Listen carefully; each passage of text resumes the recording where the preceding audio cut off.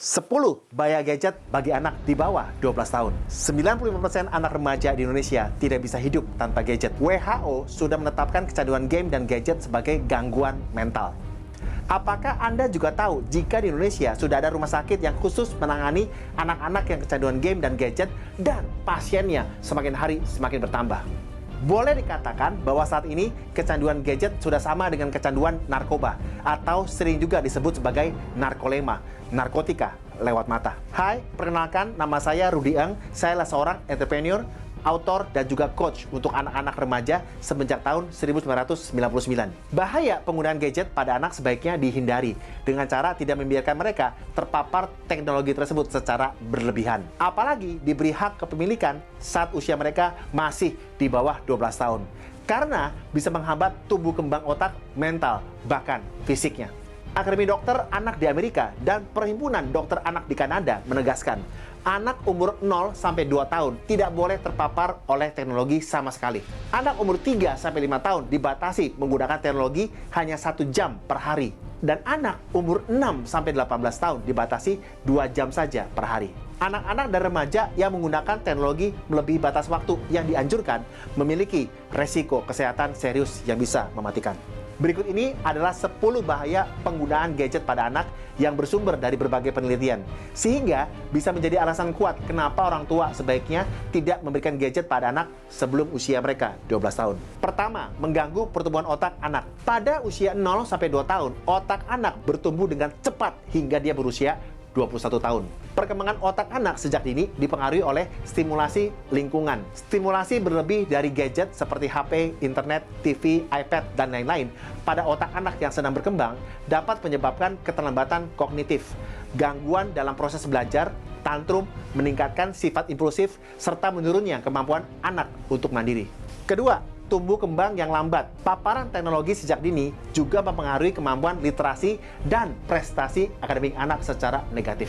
3. Obesitas. Penggunaan televisi dan video game berkaitan dengan meningkatnya kasus obesitas pada anak. Alat elektronik yang dipasang di kamar anak dan bisa diakses secara pribadi dapat meningkatkan resiko obesitas sebanyak 30%. 30% anak yang menderita obesitas akan mengalami diabetes hingga memiliki resiko tinggi stroke dini atau serangan jantung serta usia harapan hidup yang rendah. Keempat, kurang tidur. 75% anak usia 9 sampai 10 tahun mengalami kurang tidur karena penggunaan teknologi tanpa pengawasan. Kekurangan tidur akan berdampak buruk pada nilai sekolah mereka karena otak berkembang dengan baik saat tidur dan anak butuh tidur yang cukup agar otaknya bisa berfungsi dengan baik.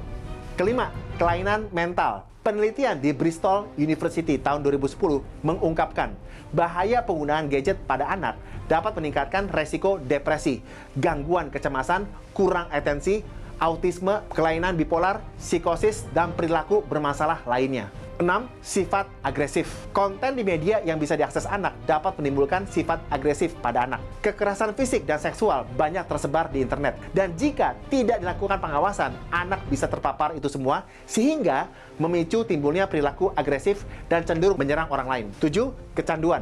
Ketika orang tua terlalu bergantung pada teknologi, mereka akan semakin jauh dari anak. Untuk mengisi kekosongan ikatan dengan orang tua, anak juga mulai mencari penghiburan dari gadget yang pada akhirnya membuat mereka kecanduan teknologi dan tidak bisa lepas darinya. 8. Pikun digital. Kecepatan konten di media membuat anak memiliki attention span yang pendek. Dia jadi tidak fokus pada satu hal dan mudah berganti fokus. Hal ini menurunkan kemampuan konsentrasi dan memori, sehingga membuat anak susah memusatkan perhatiannya. 9. Radiasi emisi. Pada bulan Mei 2011, WHO memasukkan ponsel dan gadget tanpa kabel lainnya dalam kategori resiko 2B, yang merupakan penyebab kemungkinan kanker karena radiasi emisi yang dikeluarkan oleh alat tersebut. James McNamee dari Lembaga Kesehatan Kanada memberi peringatan pada tahun 2011.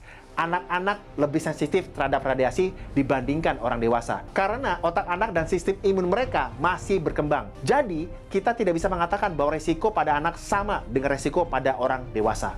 10. Proses belajar yang tidak berkelanjutan. Penggunaan teknologi yang berlebihan kepada anak bisa membuat proses belajarnya tidak kontinu. Karena teknologi ini membuat segalanya menjadi lebih mudah sehingga otak anak tidak terasa disebabkan kemudahan yang ditawarkan untuk mencari jalan pintas. Yuk komen dan ceritakan di bawah ya, jika memang anak kita sudah masuk ke dalam salah satu dari 10 bahaya tersebut. Apakah Bapak Ibu ada menemukan bahaya lain selain 10 bahaya di atas? Yuk, sharing ya, supaya para orang tua lain juga mengetahui informasi tersebut. Semoga video ini bermanfaat. Apakah Bapak Ibu mau mendapatkan tips dan trik gratis lainnya dari saya tentang bagaimana caranya membuat anak Anda menjadi juara di kehidupannya? Silakan klik link di bawah ini untuk mendaftar.